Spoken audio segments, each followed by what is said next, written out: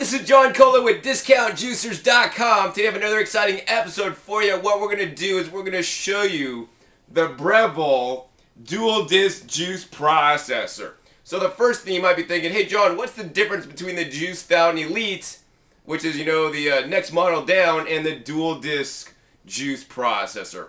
Well, they're very similar. The wattage of the motor is a little bit different, plus this actually comes with two discs that allows you greater flexibility when processing your fruits and vegetables. So the model number on this is the BJE820XL. So what we're going to do in this video is we're going to unbox it, show you guys all the parts, explain all the parts and how this juicer works, and some of the pros and cons of this juicer as well. So first off, I want to show you guys the box a little bit. It's actually a nice huge box. Here's the juicer, and it shows here this is the Puree Disc. So the Puree Disc, or the second disc that it comes with, is not for juicing, people. It's for actually processing fruits, and fruits that aren't necessarily well juiced, into smoothies. So if you want to think about it, it basically does what a blender does. And I'll show you how it works in a minute with the two different attachments that you need to use in the machine. In addition, it comes with your standard juice disc. Now this is the standard disc that comes with the Juice Fountain Elite models. Next, let's go ahead and turn around the box to the side, and you can see there it talks about the Puree Disc for things like strawberries, mangoes, bananas, and tomatoes, softer things, and then it shows the juice disc for things like apples and oranges and celery and carrots. Go ahead and turn this box around to the back side here, and we can talk about some of the features. Of course, they're going to say it has a nice 3-inch wide feed chute, which is really nice because then you don't have to cut up your produce items that fit in the juicer. It's wide enough to fit small size apples in one fall swoop. Has an extra large juice jug, so that's the catch container that it's going to catch all your juice in. And there's a reason why it's extra large, and we'll also talk about that in a little bit. In addition, it has an intelligent engineering. It has an ultra high torque 1200 watt motor. Actually, that's one of the most powerful motors in a juicer. And in addition, on the bottom here, it says designed and engineered in Australia, but it's made in China. And in addition, it has a number here. It says 12, and if you see that on there, it says 12, and that's not a 12-year warranty. That's a 12-month warranty. That's a 1-year warranty for a $400 juicer. This is one of the most expensive juicers, and it has the shortest warranty, one of the shortest warranties. Other juicers in this category may have 10, 12, or even 15 years. That's 10 times or more the warranty of the Breville. In addition, they talk about the Puree Disc and the insert, and also the juicing disc and what that's good for.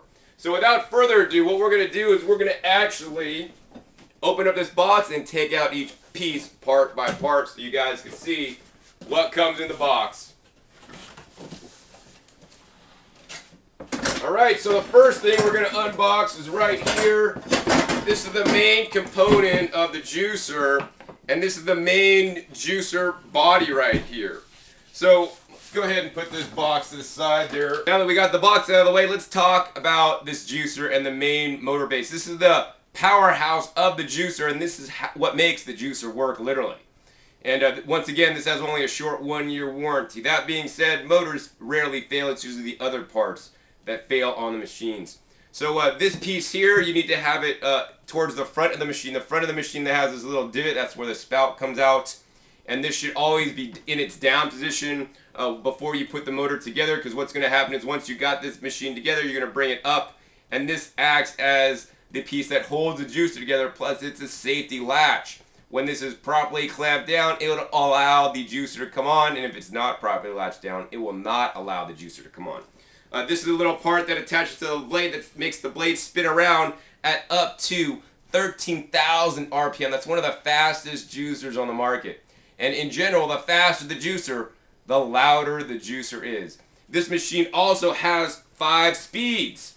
So that's a little dial here on the side here. There's a button here. It says start, stop, and then also a control where you could select from 1 to 5. And what this does, it's a variable speed control for the RPMs of the machine.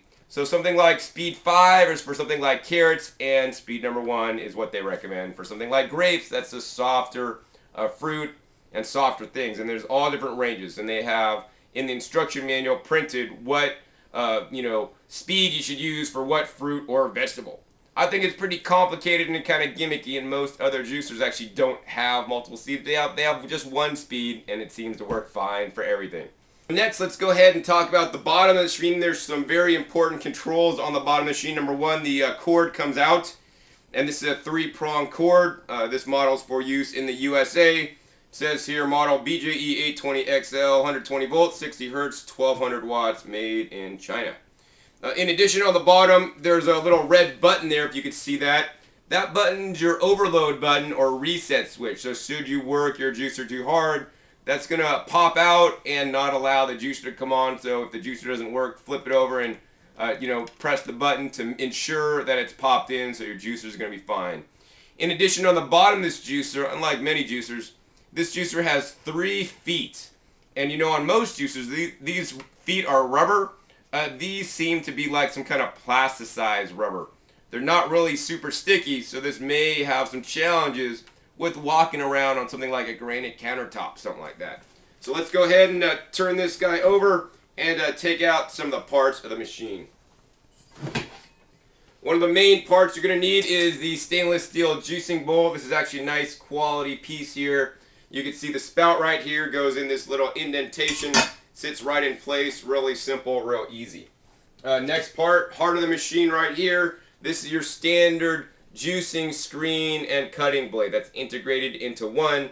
Now you may see there's some screws here that hold down the cutting blade, but the cutting blade is not removable, not user serviceable. If you do need to get a new cutting blade because yours goes dull after a while, you will need to buy the whole cutting blade and juicing basket. And one of the negative things about the Breville is that it's actually quite pricey on the Breville. This piece is about $50 to $60 depending on which model juicer you have, so not too much fun.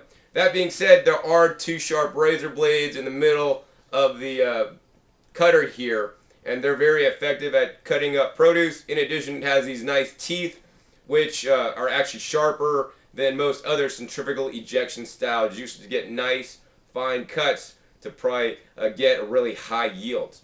In addition, they're using something a little bit different than most juicers. This is actually a really fine mesh or micro mesh that they're using on this, and this will probably produce some of the most pulp-free juice out of any juicer. So that's pretty much that. You can see here on the side here it has some little arrows lined up, and what you want to do is you want to line up these arrows here on the screen with the arrows here on the top of the machine. Obviously we're going to demonstrate this with this off, but you're going to want to assemble the juicer with that bowl on. So basically you just line these up and they go right in, snaps in like that. So now we're going to do the same thing with the bowl in place like we should have done in the first place. That was just for demonstration purposes. Now we're going to go ahead and put that in, locks neatly into place. The next part you're going to need is the top cover.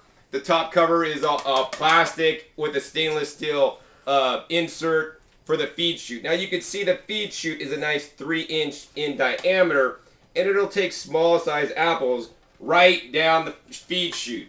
So that's definitely really nice. No pre-cutting of smaller apples are required.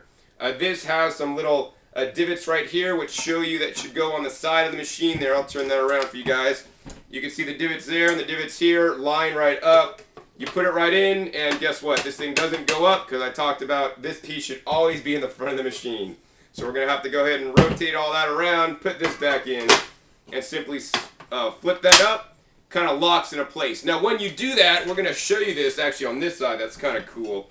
When it's down, the machine will not turn on because the safety switch is not engaged. Once we go ahead and go up and look right here, check that out. Turned right on, turned to blue. When it's turned to blue, that means the juicer's in its ready condition, and if you press it on,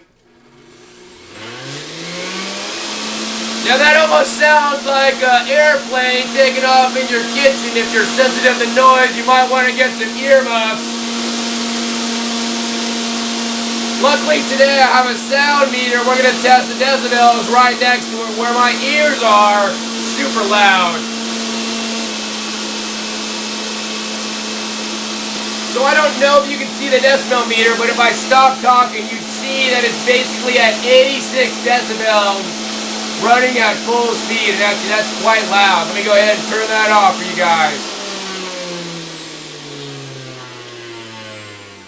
So every juicer has its pros and cons, and one of the cons of the Breville juicer is that it's actually fairly loud, as you just heard.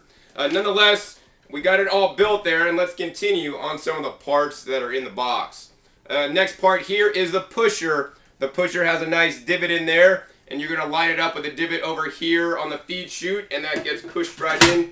Now, you should only ever use the pusher to push the produce in to the machine. I mean, literally, this feed chute is so large I can stick my hand in and hit the blade, so never use your hands to push food into the juicer, and it has a little image there, no fingers. If you do have children, this may not be the juicer you want to buy, because little children's hands could easily go down the feed chute because it is so large. So if you do have children, I would highly encourage you guys to get a feed chute that's not this large, that children can't put their hands down. If you do choose to get this machine, you absolutely need to make sure you're there watching your kids when juicing in the wide feed chute juicers. Let's go ahead and put that guy back in, nice and neat. Next piece we're going to come out with is the juice catch container with integrated foam sieve.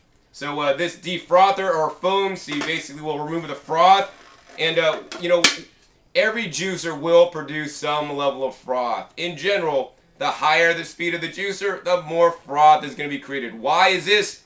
Because for every RPM, and when the juicer is running, the faster it's spinning, you know, the centrifugal action introduces more air. And you know, this catch container has a special area where the spout goes, and this is for a very good reason.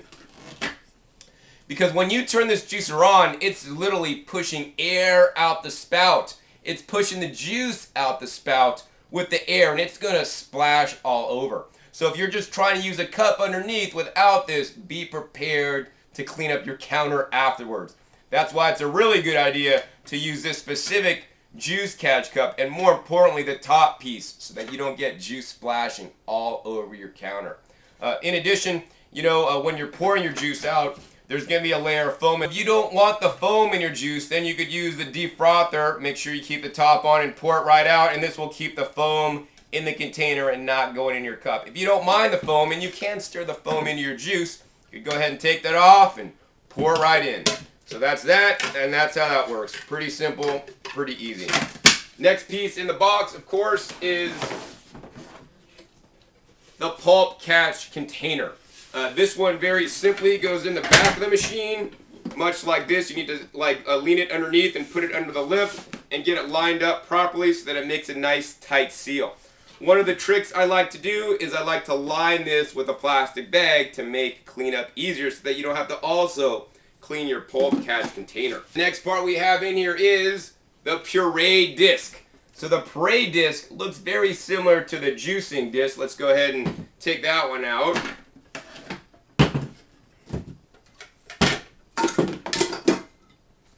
So as you can see, the blade design looks actually fairly similar. There looks like there's a few more blades on the Puree Disc there.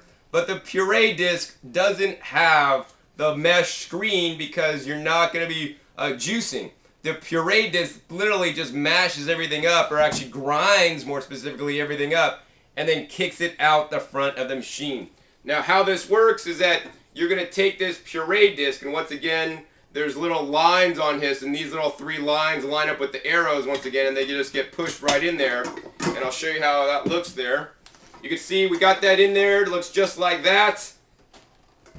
Then what you do next is you take the puree insert, and the puree insert goes just like this, and this little lip here goes on the back where the pulp would normally come out. This just seats right in there like so. Now we're going to show you guys what that looks like, just like that in there. Then what you're going to do is you're going to put the top on. So when you put the top on and latch it into place, it's all ready to go. And the thing to remember is that when you do this, pretty much nothing's going to come out the back, because this insert blocks everything from coming out and forces everything down through the chutes and into your collection jug. So what this Puree Disc is doing is simply pureeing. It's like putting fruit in the blender and blending it up into a nice thick sauce or puree. So that's all it does. So in my opinion, you know, it'd be much better to get a blender to do this exact job. They've kind of made an insert to say, hey, this thing does more than one thing, but I think it's kind of gimmicky and it doesn't tend to work well. Another thing that you need to do is if you're using the Puree Disc, you need to also put the speed down to speed 1, because if you're at speed 5, it's going to be running way too fast.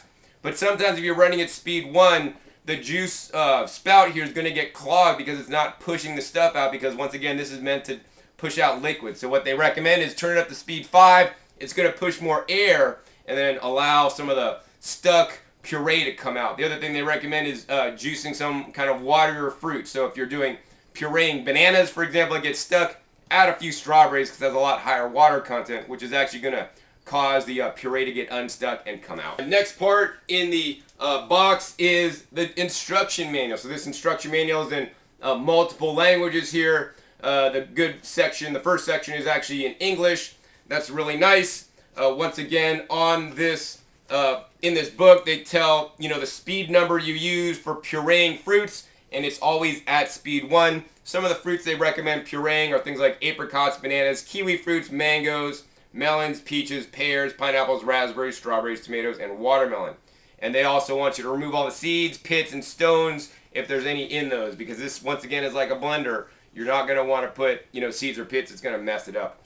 In addition, they have a nice handy guide here where they go over all the different fruits and vegetables that can be juiced and the different number or the speed you're supposed to have it on. So I'll go over the list.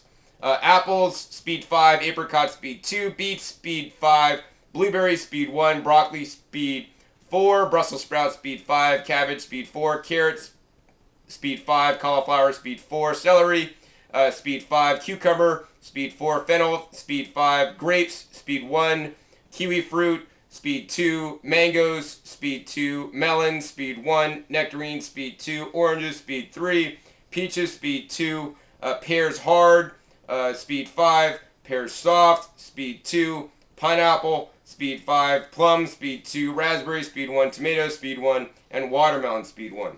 And I find it particularly interesting that this machine does not list things like collards, things like kale, things like lettuce, things like chard, things like spinach. These are some of the leafy greens that are some of the most nutrient-dense foods on the planet. So maybe because it doesn't list it, maybe it doesn't juice it, or it doesn't juice it well. So I'm not exactly sure why that's not listed. It's commonly known that juicing leafy greens are probably one of the most beneficial things to juice, because we're not built like a cow with 3 stomachs that could really digest the grass or digest cellulose. We need a juice extractor to help us out a little bit, to remove the cellulose and expose all the nutrition that's locked in that fiber in there. So, quite interesting. But what I'll be doing in an upcoming video, and be sure to check my YouTube channel for that, is I'll be comparing this juicer to another popular juicer, the Omega Vert 330 HD. And that'll be definitely a good video juice off where you guys could see this juicer compared to another similarly priced juicer. In any case, besides the instruction manual, you probably get the most important thing also included in this juicer in the box. So let's see what that is.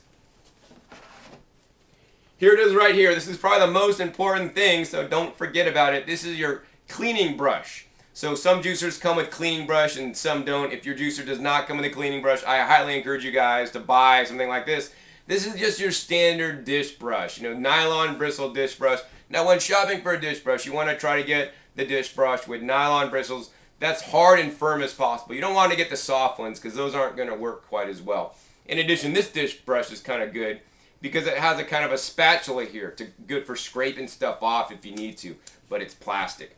So the reason why this is so valuable is to make cleaning a breeze. So after using the Breville juice fountain, you're going to have to take it apart, and there's going to be a few parts to clean. Number 1, you're going to have your pusher. Number 2, you're going to have your top cover.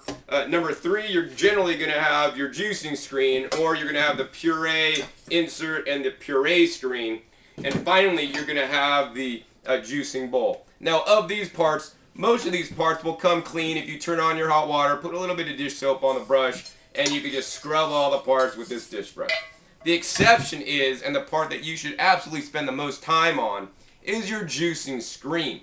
For one very important reason. If you don't scrub the inside, and I turn the water on with some soap, and I'll be brushing this part right here to get all the pulp dislodged from the cutting blade, which is important, but the next part is even more important. Then you want to go ahead and go over a few times each section in quadrants, and it's divided into 3 quadrants. 1 quadrant, 2 quadrants, 3 quadrants, while it's running in water, and you're brushing really nice, hard and firm to dislodge all the pulp stuck in these holes. Then you're going to flip it over, do the same thing, 1 quadrant, and brush it really well. This is the most important thing to remember.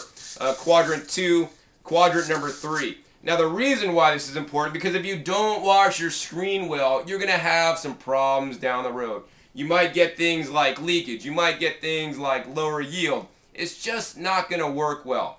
And the other tip on cleaning is absolutely even more important than what I just told you. It's right after you're done juicing, you need to stop and start cleaning the juicer. Because if you let the fibers and the juice that were liquid start drying in here, then the pulp gets like 10 times harder to remove from these nice small holes. So as soon as you're done, if you don't do anything else, minimally take out the screen and scrub this down under water and with some soap. And both sides to make sure this is clean. You can leave the rest of the parts to later. I mean, that could get caked on. It's not a big deal. It'll come off with some elbow grease. But you got to clean this immediately. And minimally, if you can't clean it immediately, soak this in some water so that it won't actually get crusted on, because that's absolutely the worst. But always encourage you guys to clean the juicer right after you make it. So some of the pros of the Breville Juice Fountain Elite is that it runs at very high speed. Now, because it runs at very high speed, it has a large feed chute, that means it's probably one of the fastest juicers in the West. You're going to be done making the juice really quickly. Now, with every pro in life, or benefit, there's also a con or a negative. So the negative aspect to this machine is that because it runs at such high speed, 13,000 RPM, which is 162 times faster than a low RPM juicer that runs at 80 RPMs, is that it tends to push a lot of oxygen in the juice. Now when that's happening, it basically degrades your juice. It's like if you ever got a scratch on your car and you live in California near the ocean. I know I used to live near the ocean. If I got a scratch on my car, the next morning I'd wake up and that scratch, which showed the metal, would now be rusted. So when you break open the fibrous cell walls of the produce you're juicing, it now is exposed to air. Much like when you cut open an apple and it starts to turn brown. That's called oxidation, and that means the nutrition is going down in the juice. So this juicer, because of the high RPMs, probably makes one of the lowest quality juice in terms for health benefits. That being said, any juice made with any juicer is always way better than a canned or bottled juice for one simple reason. Canned or bottled juices, they juice the product and then they have to pasteurize it. If they don't pasteurize it, there'll be bacteria and other things in the bottle that may get people sick. So they pasteurize it. What is pasteurization? That's when they heat it up to a really hot temperature to kill all the bacteria and microbes in the juice. But at the same time they're heating it up, they're also killing a lot and reducing a lot of the nutrition in the juice. They're killing all the enzymes. Some of the phytochemicals and vitamins are also greatly reduced. And in fact, some juices they actually fortify with extra vitamins because in the processing of the juice, they've been removed due to the processing. But when you make your fresh juices at home, you're going to have all the beneficial enzymes and nutrients and phytochemicals as much as possible. Now, just with some juicers, there are more, and with some juicers, such as the Breville, there are less. Now, there are rumors going around on the internet that, some juicers will heat your juice. Now, I don't know where this started. Most juicers that I've tested, except for maybe the Champion, don't necessarily heat up the juice hotter than the temperature that could really start to degrade the enzymes, which is 118 degrees.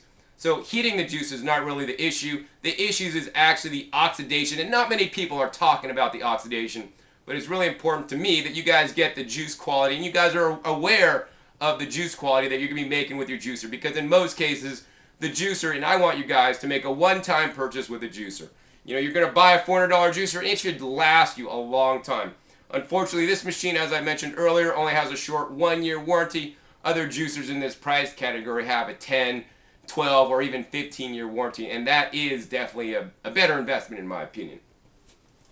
Nonetheless, the Breville dual disc juicer gets actually very high reviews from many people, but I could only say that maybe they just don't have quite the experience that I've had with juicers. I've used many of the juicers that are available on the market today. I've even visited juicer factories to see how they're made and whatnot. And I feel that, the Breville, while it is a good designed and well-designed machine and works really well, I think it's a bit overpriced, and I think that the warranty is too short. Now, if they offered a 15-year warranty on this machine, I definitely would change my opinion. I think it's a much better machine. But the problem is with the 1-year warranty, as I mentioned earlier, your juicing blade and screen goes out after, a year and 2 months because you get it worn out because you're juicing every day like you should so that you can be healthier.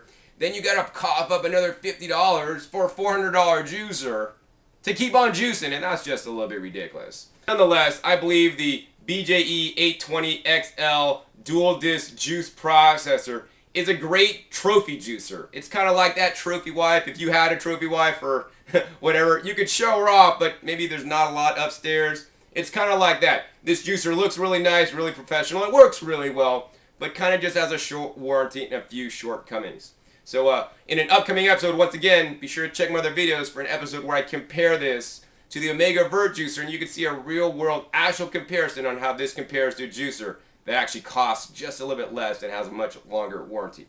So I hope you guys enjoyed this review of the dual disc juice processor by Breville. Once again, my name is John Kohler with DiscountJuicers.com. Be sure to visit DiscountJuicers.com/YouTube for special promotional offers for our YouTube visitors.